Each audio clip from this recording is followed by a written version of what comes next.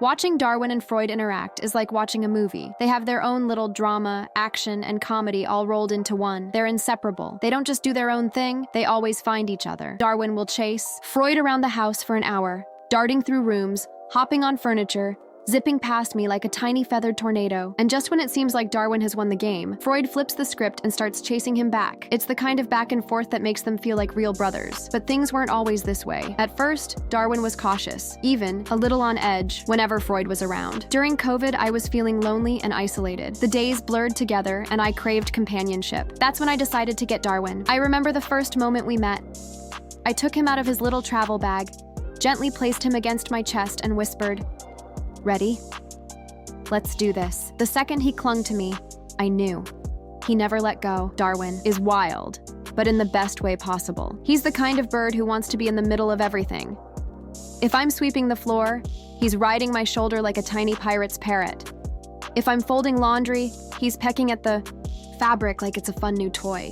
And if there are guests, forget it. He's the star of the show, hopping from person to person, demanding attention. But as much as he loved me, I started noticing something. Birds by nature are social creatures. They're meant to be together, and Darwin was alone, tried everything.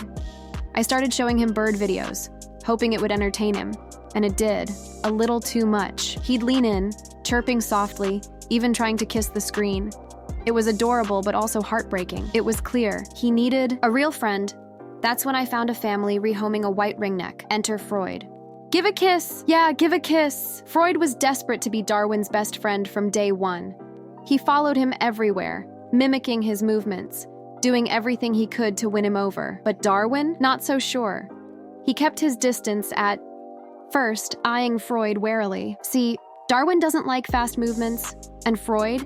He's all about speed. He'd flap over to Darwin full of excitement, only to get a side-eye and a quick retreat. But slowly, things changed. Little by little, Darwin let his guard down.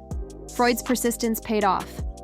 Over time, they developed this big brother-little brother relationship, with Darwin calling the shots and Freud happily following along. Freud learned so much from Darwin. The first day, I watched him stare at Darwin playing with a toy, studying him. And then moments later, he tried to copy every single move.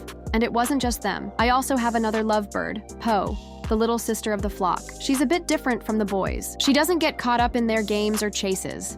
She's cool, calm, and collected, except when there's food involved. The second she hears the rustling of a treat bag, she's in.